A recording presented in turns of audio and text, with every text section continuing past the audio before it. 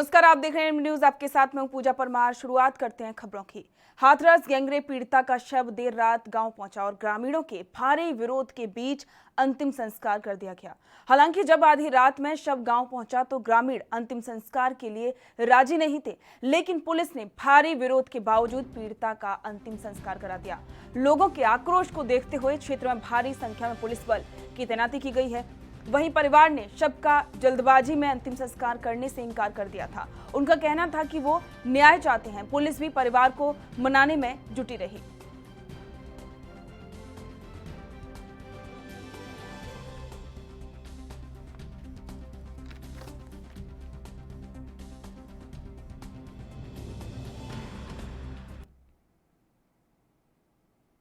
वहीं इससे पहले कांग्रेस ने आरोप लगाया कि पुलिस जबरन पीड़िता का अंतिम संस्कार कराना चाहती है। यूपी कांग्रेस ने ट्वीट किया कि पुलिस जबरन हाथरस पीड़िता का अंतिम संस्कार करने पर आमादा है। परिजन कह रहे हैं कि एक बार घर ले जाने दो, कितनी हैवानियत पर उतर आई है सरकार। यूपी कांग्रेस ने ट्वीट के बाद वीडियो शेयर भी किया, जिसमें ग्रामीण एम्बुलेंस के सामने विरोध कर रहे हैं।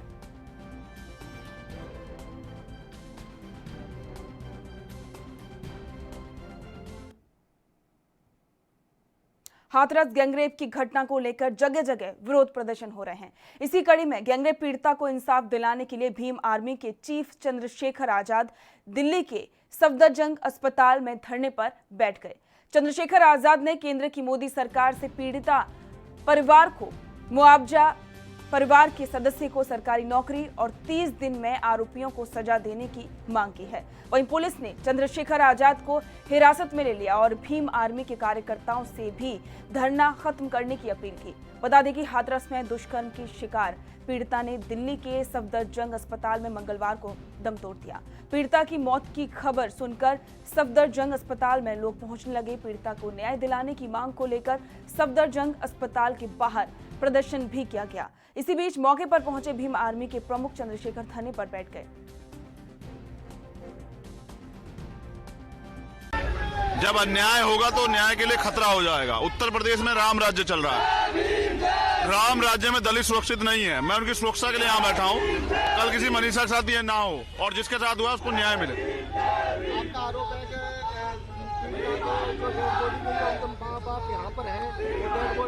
आरोप नहीं, सच है। आप चेक कर लीजिए जाके। बताइए पीड़िता के माँ बाप कहाँ मिले क्या उनसे? यहीं बैठे तो डेड बॉडी कैसे चली गई? किसकी परमिशन चली गई और कहाँ चली गई? कितनी हत्याएं करेंगे और हत्या के बाद न्याय भी नहीं देंगे। अपराधियों को बचाने का काम करेगी सरकार। क्या दलित की बेटी देश की बेटी नहीं है क्या?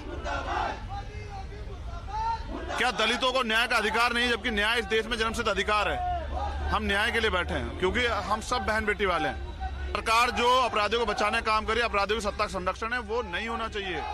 अगर मुख्यमंत्री अपनी जाति के लोगों को बचाएंगे तो मुझे लगता है कि न्याय के प्रति विश्वास। कृषि से जुड़े हाल ही में बने कानून के खिलाफ सिरसा के किसानों ने मोर्चा खोल दिया है। सिरसा की जार धर्मशाला में किसानों की मीटिंग हुई, जिसमें किसानों ने हरियाणा सरकार के खिलाफ अपनी रणनीति बनाई। मीटिंग के बाद मीडिया से बातचीत करते हुए किसान नेता प्रहलाद सिंह भारूखेड़ा ने कहा कि अगर उनकी मांगों को सरकार ने जल्द पूरा नहीं किया तो 6 अक्टूबर को हरियाणा के डिप्टी सीएम दुष्यंत चौटाला और कैबिनेट मंत्री रणजीत सिंह चौटाला की कोठी का घेराव किया जाएगा। किसानों ने कहा कि पूर्व उप प्रधानमंत्री चौधरी देवीलाल ने किसानों के हितों के लिए अपने पद से त्यागपत्र दे दिया था, लेकिन उप मुख्यमंत्री दुष्यंत चौटाला और कैबिनेट मंत्री रणजीत सिंह किसानों के साथ विश्वासघात कर सत्ता की खातिर बीजेपी से मिलकर किसान विरोधी नीतियों में सरकार का साथ दे रहे हैं।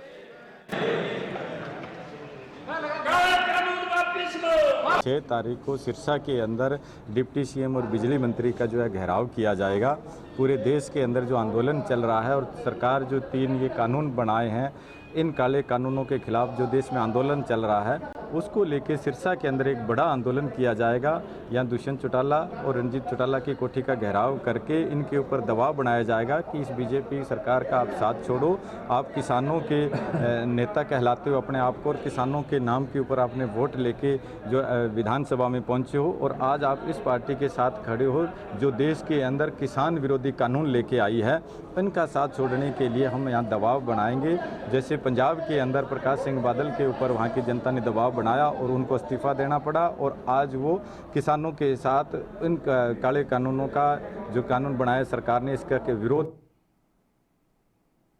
प्रधानमंत्री नरेंद्र मोदी दिसंबर में बांग्लादेश की अपनी समकक्ष प्रधानमंत्री शेख हसीना के साथ डिजिटल माध्यम से द्विपक्षीय बैठक करेंगे।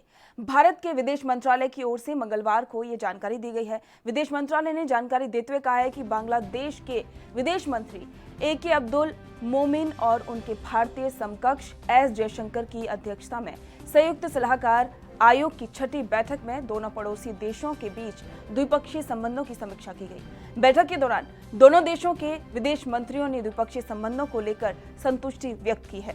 भारतीय विदेश मंत्रालय ने बताया है कि दोनों देशों के विदेश मंत्रियों ने बांग्लादेशी प्रधानमंत्री शेख हसीना और भारत के प्रधानमंत्री नरेंद्र मोदी के नेतृत्व में द्विपक्षीय संबंधों की वर्तमान स्थिति पर संतुष्टि जाहिर की है।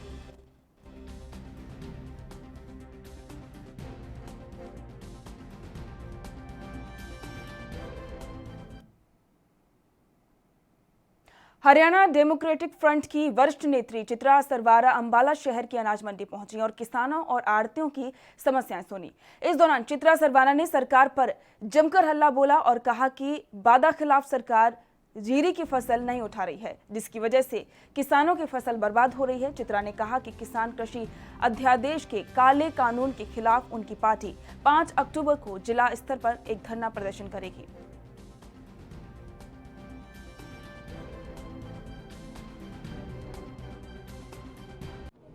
देखिए, प्रत्यक्ष को प्रमाण की ज़रूरत नहीं। आप किसी भी मंडी में चले जाएं, ऐसे सुनहरे ढेर हर जगह लगे हुए हैं और किसान परेशान खड़ा है। 10-10 दिन से फसलें यहाँ पड़ी हैं। मॉइस्चर जो 20 से ऊपर आया था आज वो 14 तक पहुँच चुका है। यहीं पे चावल निकल चुका है और किसी को नहीं पता इस फसल का क्या अंजाम होगा, किसान का क्या अंजाम होगा, क्या रहेगा ये प्रकरण। तो ये सरकार के दावे हमेशा की तरह जो है जुमले हैं, बातों का एक जाल है, लेकिन असलियत ये है कि किसान का आज बुरा हाल हो चुका है। क्या स्टैंड रहेगा अगला HDF अगली आने वाली 5 तारीख को हम एक डिस्ट्रिक्ट लेवल का DC के बाहर धरना प्रदर्शन करेंगे। हम किसानों के मुद्दे उठा के रखेंगे, किसानों के जो है ये जो उनके याददाश्त बना के। नवरात्र उत्सव के लिए महाराष्ट्र गृह विभाग के दिशा निर्देश जारी किया है।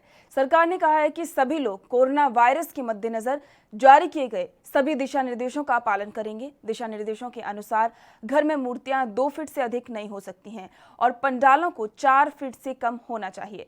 इस बार गरबा और डांडिया कार्यक्रम नहीं होंगे।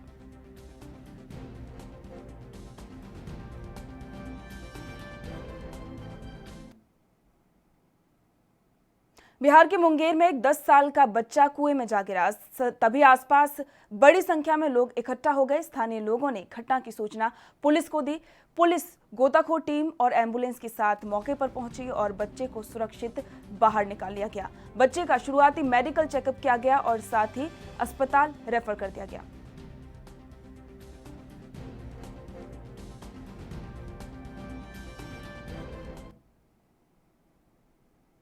छत्तीसगढ़ की अंतर्राज्यीय बसों को झारखंड, महाराष्ट्र, ओडिशा और बिहार की सीमाओं के अंदर प्रवेश नहीं दिया जा रहा है। यहां बढ़ते कोरोना संक्रमण की वजह से पड़ोसी राज्य भयभीत हैं। इन 4 राज्यों ने अपनी सीमा के अंदर अंतर्राज्यीय बसों के प्रवेश पर रोक लगा दी है। इस कारण छत्तीसगढ़ से जाने वाली बसों के चालक मजबूरी में यात्रियों को प्रदेश की सीमा पर छोड़कर वापस लौटा रहे हैं। सीमा से यात्री टेम्पो या फिर ऑटो का सहारा लेकर किसी तरह राज्यों की सीमा में प्रवेश कर रहे हैं।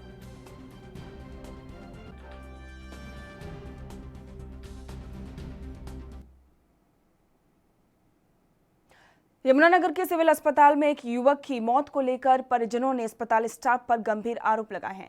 आरोप है कि रात को जब युवक बुखार से तड़प रहा था तो डॉक्टर्स और नर्स के साथ ही अन्य स्टाफ ने उसकी जांच नहीं की, जिसकी वजह से युवक की मौत हुई। परिजनों ने अस्पताल प्रशासन के खिलाफ अपना रोष व्यक्त किया और डॉक्टर्स पर कार्रवाई की मांग की।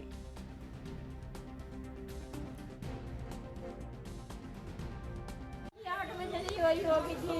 हमें बताया भी नहीं, मारे बच्चे को वैसे लेकर पहले ऑक्सीजन लगा रात को यहाँ स्टॉप दो टिक्के लगाए थे इन्होंने। टिक्का लगाते ही मेरा बच्चा ठंडा हो गया। हम कहा लगे अंदर जाकर मकान अपने बच्चे ने देखा, बताया नहीं इन्होंने कि आपका बच्चा पूरा हो गया। चुपचाप बोटी को लेकर ये वहाँ बढ़न नहीं देते हैं।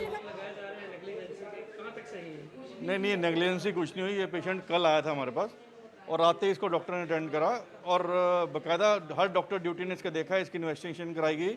उसमें पाया गया इसके लीवर में भी गड़बड़ है और इसको कई दिनों से बुखार था, जो उसके बाद जगाधरी सिविल हॉस्पिटल रेफर हो गया है। दिमाग में सिटी स्कैन नॉर्मल था बट सेल्स बहुत कम है इसके, 22,000।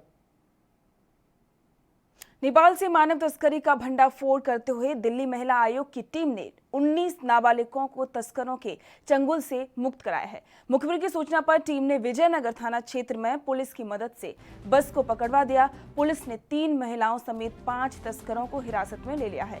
पुलिस का कहना है कि नाबालिग और अन्य लोगों को मेडिकल परीक्षण के लिए भेजा जा रहा है, जिसके बाद उन्हें चाइल्ड वेलफेयर कमेटी के सामने पेश किया जाएगा। सीओ प्रथम अभय कुमार मिश्र ने बताया कि दिल्ली महिला आयोग की टीम ने स्थानीय पुलिस को सूचना दी थी कि कुछ लोग नेपाल से मानव तस्करी का नाबालिगों को दिल्ली ले जा रहे थे। सूचना मिलते ही पुलिस टीम अलर्ट हो गई और विजयनगर बाईपास पर बस को रुकवा दिया। बस से 19 नाबालिगों को तस्करों के चंगुल से मुक्त करवाया।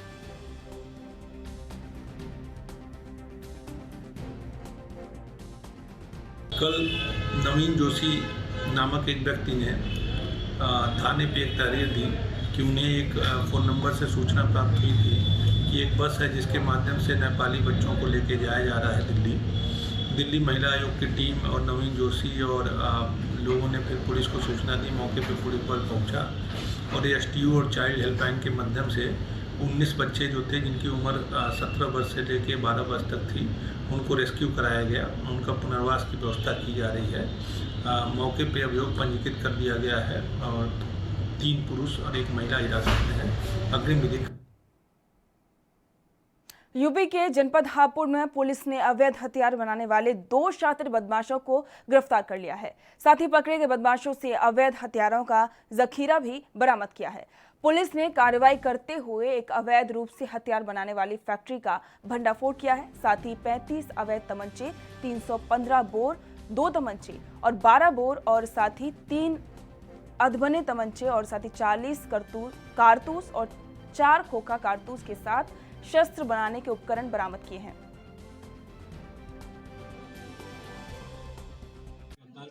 ऐसा कब से लोग काम करते आ रहे थे इस तरह का कोई आपराधिक इतिहास? जो इनका कहना है, जो प्रथम दृष्टया हमने पूछताछ पता किया है, वो ये है कि लॉकडाउन के समय से ये लोग सक्रिय हुए थे। लॉकडाउन के समय ये वेल्डर काम करता था, उसके बाद इसकी नौकरी चली गई थी, उसका काम गंदा पड़ गया तो फिर इसने इस काम में हस्तक्षेप किया और फिर इस चीज़ में घुसा है। हम लोग और भी अलग अलग माध्यमों से ऐसे पहुँचेंगे, इसके कारण और भी जगहों से जुड़े हो सकते हैं। इस पर भी हम लोग तफ्तीश करेंगे और जो भी उत्तराखंड के सबसे बड़ी जेल में भी कोरोना ने दस्तक दे दी है। हरिद्वार स्थित जिला जेल में 61 कैदियों में कोरोना की पुष्टि हो चुकी है और अभी कई कैदियों की कोरोना रिपोर्ट आना बाकी है। फिलहाल प्रशासन की ओर से पॉजिटिव पाए गए कैदियों को आइसोलेट कर दिया गया है। अब इनकी कॉन्ट्रैक्ट ट्रेसिंग की जा रही है। वहीं कैदियों तक कोरोना संक्रमण होने से जेल प्रशासन में हड़कंप मच गया है। वहीं जिलाधिकारी सी रविशंकर ने कहा है कि जेल में कोरोना संक्रमण कैसे पहुंचा, इसकी भी जांच की जा रही है।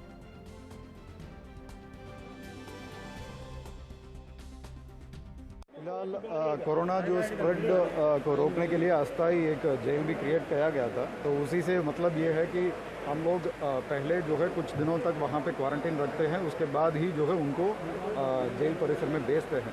इसके बावजूद भी जो है कुछ अभी कोरोना का वहाँ पे कुछ लोगों का पीड़ित होने का सूचना मिला है, तो उसका कॉन्टैक्ट ट्रेसिंग किया जा रहा है। तो ये कैसे वहाँ पे किसके माध्यम से वहाँ फैल गया है, इसका जो है जांच करेंगे।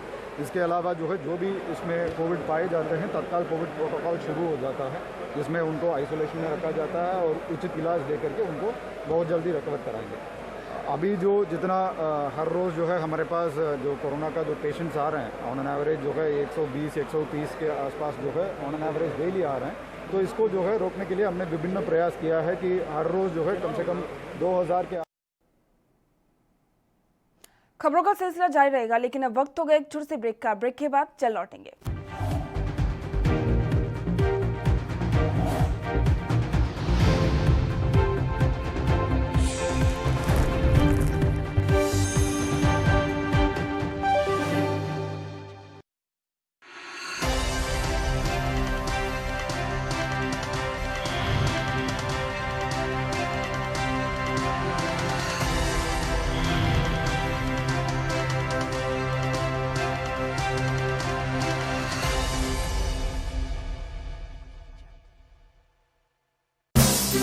ਪੰਜਾਬ ਵਾਸੀਆਂ ਨੂੰ ਆਸਾਨ ਤਰੀਕੇ ਨਾਲ ਰਾਸ਼ਨ ਮੁਹੱਈਆ ਕਰਵਾਉਣ, ਸਲਿੱਪ ਸਿਸਟਮ ਖਤਮ ਕਰਨ, ਕਣਕ ਦੀ ਵੰਡ ਨੂੰ ਪਾਰਦਰਸ਼ੀ ਕਰਨ ਲਈ ਪੰਜਾਬ ਦੇ ਮੁੱਖ ਮੰਤਰੀ ਕੈਪਟਨ ਅਮਰਿੰਦਰ ਸਿੰਘ ਵੱਲੋਂ ਸਮਾਰਟ ਰਾਸ਼ਨ ਕਾਰਡ ਸਕੀਮ ਸ਼ੁਰੂ ਕੀਤੀ ਗਈ ਹੈ। ਇਸ ਕਾਰਡ ਨਾਲ ਤੁਸੀਂ ਕਿਤੋਂ ਵੀ ਲੈ ਸਕਦੇ ਹੋ। ਆਪਣੇ ਪਿੰਡ ਦੇ ਰਾਸ਼ਨ ਡਿਪੋ ਤੋਂ, ਨਾਲ ਦੇ ਪਿੰਡ ਦੇ ਰਾਸ਼ਨ ਡਿਪੋ ਤੋਂ, ਕਿਸੇ ਹੋਰ ਸ਼ਹਿਰ, ਕਿਸੇ ਹੋਰ ਜ਼ਿਲ੍ਹੇ ਵਿੱਚ ਜਾ ਕੇ ਆਪਣੇ ਇਹ ਕਾਰਡ ਨੂੰ ਵਰਤ ਸਕਦੇ ਹੋ। ਸਿਰਫ ਤੁਹਾਡੇ ਵਾਸਤੇ ਹੋਏਗਾ ਔਰ ਤੁਸੀਂ ਕਿਤੋਂ ਵੀ ਲੈ ਸਕਦੇ ਹੋ। ਇਹ ਸਮਾਰਟ ਰਾਸ਼ਨ ਕਾਰਡ ਪੰਜਾਬ ਦੇ 1 ਕਰੋੜ 41 ਲੱਖ ਲਾਭਪਾਤਰੀਆਂ ਲਈ ਫਾਇਦੇਮੰਦ ਸਾਬਿਤ ਹੋਣਗੇ, ਜਿਸ ਨਾਲ ਲਾਭਪਾਤਰੀ ਬਿਨਾਂ ਕੋਈ ਹੋਰ ਦਸਤਾਵੇਜ਼ ਦਿਖਾਏ ਇਸ ਕਾਰਡ ਨਾਲ ਪੰਜਾਬ ਦੇ ਕਿਸੇ ਵੀ ਡਿਪੋ ਤੋਂ ਰਾਸ਼ਨ ਲੈ ਸਕਦੇ ਹਨ। ਪੰਜਾਬ ਸਰਕਾਰ ਵੱਲੋਂ ਸਾਨੂੰ ਰਾਸ਼ਨ ਕਾਰਡ ਮਿਲੇ ਨੇ, ਅਸੀਂ ਜਿੱਥੋਂ ਮਰਜ਼ੀ ਇਲਾਕੇ ਤੇ ਕਿਸੇ ਵੀ ਸ਼ਹਿਰ ਤੋਂ ਰਾਸ਼ਨ ਪ੍ਰਾਪਤ ਕਰ ਸਕਦੇ ਹਾਂ। ਹੁਣ ਰਾਸ਼ਨ ਲਈ ਨਹੀਂ ਕਰਨੀ ਪਏਗੀ ਜਦੋਜਹਿਦ, ਕਿਉਂਕਿ ਕੈਪਟਨ ਦੀ ਅਗਵਾਈ ਵਾਲੀ ਪੰਜਾਬ ਸਰਕਾਰ ਨੇ ਸ਼ੁਰੂ ਕਰ ਦਿੱਤੀ ਹੈ smart ration card scheme. Lucknow से लेकर चंडीगढ़ तक, मुंबई से लेकर रायपुर तक, क्या है राजनीति की हलचल, क्या है समाज का मिजाज। राजधानी लाइव, हमारी नजर, आपका फैसला, हर रोज सुबह 8 बजे सिर्फ ANP न्यूज पर।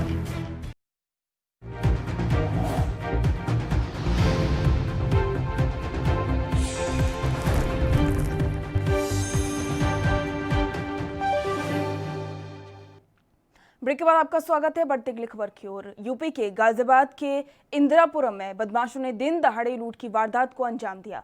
दरअसल बदमाशों ने ज्वेलरी शॉप में घुसकर हथियारों के बल पर लूट की है। वहीं लूट की वारदात को अंजाम देकर बदमाश फरार हो गए। बता दें कि गाजियाबाद में आए दिन इस तरह के मामले सामने आ रहे हैं और पुलिस कोई कार्रवाई नहीं कर पा रही है, जिसके चलते अपराधियों के हौसले लगातार बुलंद होते जा रहे हैं।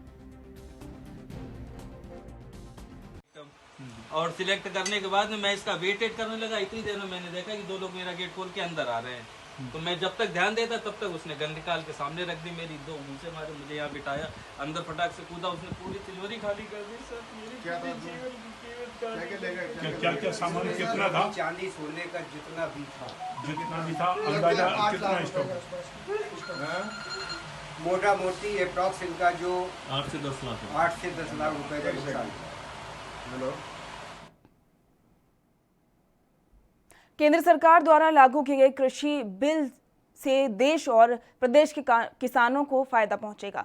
साथ ही किसानों को खुले बाजार का विकल्प मिलेगा, जहां पर किसान अपने उत्पादों को बेचकर मुनाफा कमा सकेंगे। हिमाचल के हमीरपुर के नादौन विधानसभा क्षेत्र में अपने 1 दिवसीय दौरे पर पहुंचे कृषि मंत्री वीरेंद्र कंवर ने ये तमाम बातें कही।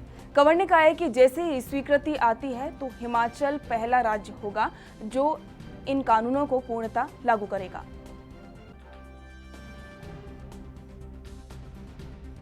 तो केंद्र में माननीय प्रधानमंत्री जी ने जो कृषि बिल लाया है, हिमाचल प्रदेश पूरी जनता, पूरी सरकार आज उसका स्वागत करती है, क्योंकि 72 वर्षों से इस देश के किसानों को जो था वो ठगा जा रहा था। ये पहली बार अगर किसान के हित में अगर किसी ने सोचा है तो वो नरेंद्र मोदी जी की सरकार है। एक किसान को पूरी स्वतंत्रता दी गई है और वो स्वतंत्रता है कि जो उत्पाद वो तैयार करता है, चाहे वो APMC में बेचे, चाहे वो खुले बाज़ार में जो है वो उसको बेचे, चाहे वो कॉन्ट्रैक्ट फार्मिंग से जो है वो उसको बेचे, निश्चित रूप से इससे किसान की आय दुगनी तिगनी जो वो होगी। जो वर्षों से किसान इसका इंतज़ार कर रहा था। महज कांग्रेस जो है, जहां 72 वर्ष इस देश के लोगों से ड्रामेबाजी करती रही, आज वही नौटंकी जो है वो कांग्रेस और पूरा विपक्ष जो है वो इस देश की जनता के साथ खड़ा। उत्तर प्रदेश के हाथरस में गैंगरेप की शिकार पीड़ित युवती की जान चली गई है। इस घटना को लेकर देश भर में आक्रोश है। घटना के विरोध में और दोषियों को कड़ी सजा दिलाने के लिए कांग्रेस पार्टी की ओर से मंगलवार को प्रदर्शन किया गया। दिल्ली महिला कांग्रेस की कार्यकर्ताओं ने मंगलवार को विजय चौक के पास प्रदर्शन किया और न्याय की मांग की है। इस दौरान दिल्ली पुलिस ने कई महिला प्रदर्शनकारियों को हिरासत में लिया और साथ ही दिल्ली की महिला कांग्रेस अध्यक्ष अमृता धवन को भी गाड़ी में बैठा कर ले गए। साथ ही कई अन्य प्रदर्शनकारियों को हिरासत में लिया गया।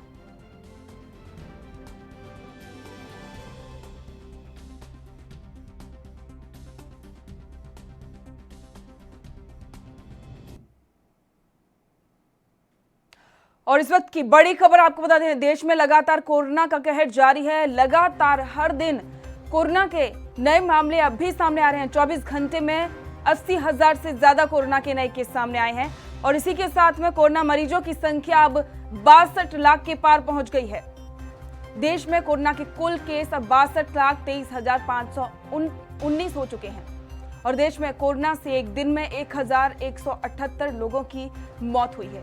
कोरोना से मौत का आंकड़ा 97,000 के पार पहुंच चुका है। कोरोना से अब तक 97,529 लोगों की मौत हो चुकी है। 24 घंटे में 86,061 मरीजों को छुट्टी मिली है। अब तक कुल 51,84,634 कोरोना के मरीज ठीक होकर घर जा चुके हैं और देश में अब कोरोना के 9,40,000 से ज्यादा एक्टिव केस हैं। देश में कोरोना का कहर लगातार जारी है। उत्तर प्रदेश के हाथरस में गैंगरेप की शिकार दलित युवती ने अस्पताल में दम तोड़ दिया। इसके बाद से तमाम राजनीतिक पार्टियां और नेताओं ने योगी सरकार पर जमकर हमला बोला है। वहीं कांग्रेस सांसद पीएल पूनिया सहित सैकड़ों कार्यकर्ताओं ने यूपी में बिगड़ती कानून व्यवस्था के खिलाफ विरोध प्रदर्शन किया। इस दौरान सभी प्रदर्शनकारियों को पुलिस ने विजय चौक पर गिरफ्तार कर लिया। पीएल पूनिया का कहना है कि योगी सरकार की राज्य में दलित उत्पीड़न पहचान बन चुका है। राज्य में जंगल राज चल रहा है, कानून का राज नहीं है। इसके साथ ही उन्होंने कहा कि बीजेपी से जुड़े लोग अपराध कर रहे हैं।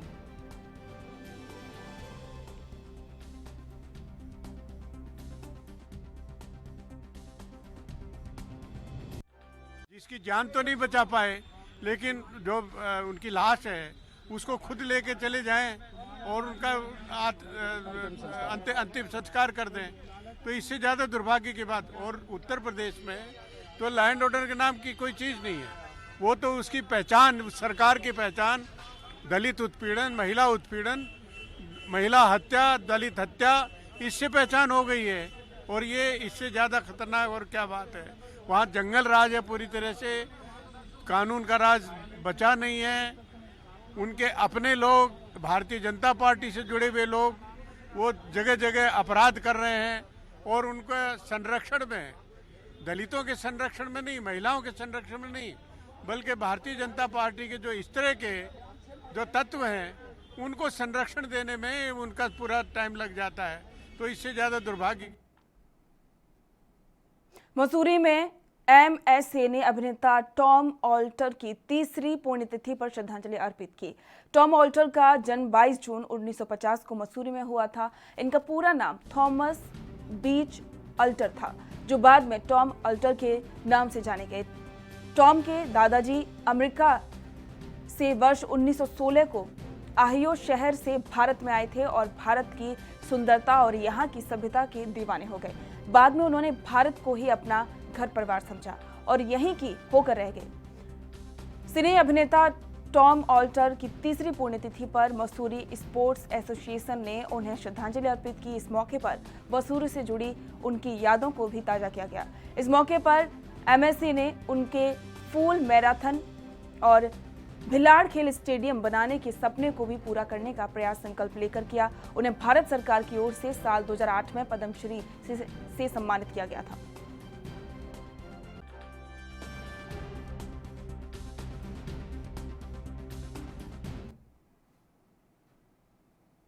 और इस वक्त की एक और बड़ी खबर आपको बता देते हैं। बाबरी विध्वंस केस में आज फैसला आने वाला है। आज सुनवाई है, जिसके बाद से आज बड़ा फैसला होगा। 28 साल बाद आज सुप्रीम कोर्ट अपना फैसला सुनाने वाला है और इसको लेकर आडवाणी और जोशी समेत कई लोगों पर आरोप है।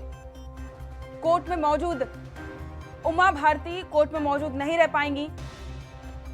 कोरोना पॉजिटिव होने की वजह से उमा भारती कोर्ट में मौजूद नहीं रहेंगी। ऋषिकेश के एम्स में उनका इलाज चल रहा है। आपको बता दें कि आज बाबरी विध्वंस केस में बड़ा फैसला आने वाला है।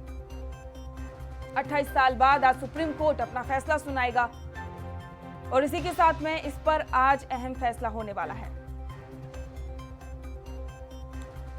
अयोध्या से हमारे संवाददाता गौरव मिश्रा हमारे साथ जुड़ चुके हैं। गौरव, आज कोर्ट एक बड़ा फैसला सुनाने वाला है। बाबरी मस्जिद विध्वंस केस में आज फैसला सुनाएगा, क्या कहना चाहेंगे? देखिए पूजा, आज 28 वर्ष बाद अयोध्या के विवादित ढांचा ध्वंस का फैसला आज सुनाई पड़ेगा। जिस तरीके से रामनगरी अयोध्या में 6 दिसंबर 1992 को विवादित बाबरी ढांचा विध्वंस मामले में फैसला आना है, जो कि लखनऊ में पुराने हाईकोर्ट बिल्डिंग में सीबीआई की विशेष अदालत जज सुरेंद्र यादव करीब 10:30 बजे तक अपना ऐतिहासिक फैसला सुनाएंगे। पूजा जी गौरव, बहुत बहुत शुक्रिया इस तमाम जानकारी के लिए। और इसी के साथ में इस बुलेटिन फिलहाल इतना ही। देश दुनिया की तमाम खबरों को जानने के लिए देखते रहिए ANB न्यूज। नमस्कार।